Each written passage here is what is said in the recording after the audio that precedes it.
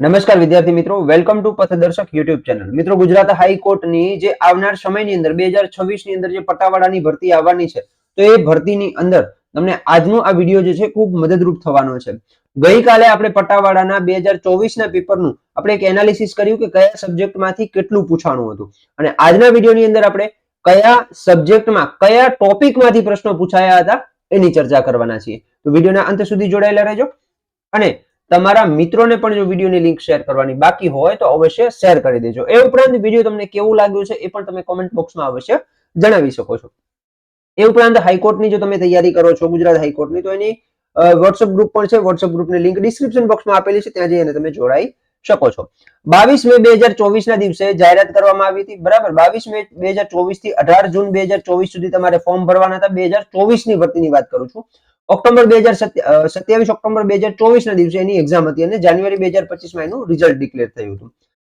અભ્યાસક્રમની વાત કરીએ તો કાલે આપણે જોઈ ગયા કે ગુજરાતી ભાષા, સામાન્ય જ્ઞાન, ગણિત, રમતગમત, રોજબરોજની ઘટનાઓ, આ એનો સિલેબસ હતો. હવે આ સિલેબસ આધારિત કેટલું પૂછાણું એ જોઈએ તો સૌથી પહેલા ગુજરાતીની આપણે વાત કરી હતી કે ગુજરાતીના 20 ગુણના પ્રશ્નો પૂછાયા હતા, જેમાં વ્યાકરણના 12 પ્રશ્નો હતા અને શબ્દભંડોળના 8 પ્રશ્નો હતા. તો વ્યાકરણના જે 12 પ્રશ્નો હતા એમાં રૂઢિપ્રયોગ જે છે, શબ્દભંડોળના 8 પ્રશ્નો હતા. એમાં રૂઢિપ્રયોગના 2 પ્રશ્નો હતા, શબ્દ સમૂહના 2 પ્રશ્નો હતા, સમાનાર્થી, વિરોધાર્થી, કહેવત અને તળપદા શબ્દ. આમ ટોટલ 8 પ્રશ્ન શબ્દ ભંડોળ આધારિત હતા, અને આ 8 પ્રશ્નો છે એ ધોરણ 6 થી કરી અને ધોરણ 12 સુધીના જે પાઠ્યપુસ્તકો છે એના આધારિત હતા. ઓકે, એના પછી વ્યાકરણની વાત કરીએ તો વ્યાકરણ 12 ગુણનું પૂછાયું હતું. ઓકે, 12 ગુણમાં નિપાતના 4 પ્રશ્નો હતા, સંધિના 3 પ્રશ્નો હતા, જોડણીનો 1, સંયોજકનો 1 પ્રશ્ન હતો, અલંકારનો 1 પ્રશ્ન હતો, સંજ્ઞાનો 1 પ્રશ્ન હતો અને વિશેષણનો 1 પ્રશ્ન હતો. તો આમ ટોટલ 12 પ્રશ્નો તમને વ્યાકરણના પૂછાયેલા હતા. ઓવરઓલ ગુજરાતીના 20 પ્રશ્નો હતા, જેમાંથી 12 વ્યાકરણના હતા અને 8 શબ્દ ભંડોળના હતા. એના પછી ગણિતની વાત કરીએ તો ગણિત 20 ગુણનું પૂછાયું હતું, જેમાં લસા અને ભૂસાના 2 પ્રશ્નો હતા. સંખ્યા જ્ઞાન આધારિત એટલે કે અપૂર્ણાંક સંખ્યા કઈ નાની છે, મોટી છે, એવા પ્રશ્નો 4 પૂછાયેલા હતા. તાર્કિક ગણિતને લગતા પ્રશ્નો 4 પૂછાયેલા હતા. ત્રિકોણ ખૂણાને લગતા પ્રશ્ન 1 હતો. સરાસરીને લગતા પ્રશ્નો 2 હતા. સાદા વ્યાજનો પ્રશ્ન 1 હતો. ટકાવારીના પ્રશ્નો 2 હતા. ગુણોત્તર અને પ્રમાણનો પ્રશ્ન 1 હતો. ડિસ્કાઉન્ટનો પ્રશ્ન 1 હતો. કામ અને સમયનો પ્રશ્ન 1 હતો, અને સાદુ રૂપને લગતો પ્રશ્ન 1 હતો. તો આમ ટોટલ જે છે પ્રશ્નો એ 20 પ્રશ્નો હતા. બરાબર, તો આ જે છે તમને ખૂબ હેલ્પફુલ થવાનું છે. તો ખાસ આની નોટ ડાઉન કરજો, જે તમે આગળ તૈયારી કરતા હોય પટ્ટાવાળાની, એમના માટે ખૂબ મદદરૂપ થશે. ઓકે, રમતગમતની વાત કરીએ તો 22 ગુણનું જે છે 22 ગુણનું પૂછાયું હતું, જેમાં વર્તમાન પ્રવાહ આધારિત 4 પ્રશ્નો હતા.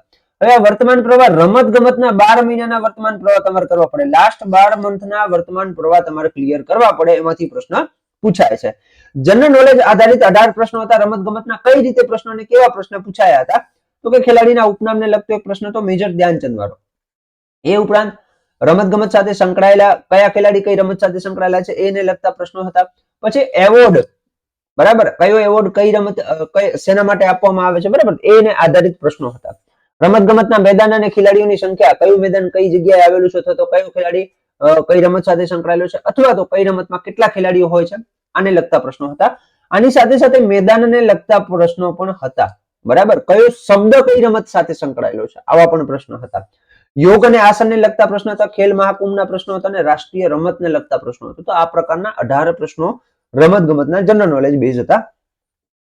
એના પછી વર્તમાન પ્રવાહના ટોટલ 17 પ્રશ્નો હતા, જેમાં વિશ્વનું વર્તમાન પ્રવાહ, વર્લ્ડ જીકે જે છે, વર્લ્ડ કરંટ અફેર્સ છે, એના 5 પ્રશ્નો હતા, અને ઇન્ડિયન કરંટ અફેર્સ છે એના 12 પ્રશ્નો હતા. આમ ટોટલ 17 પ્રશ્નો હતા.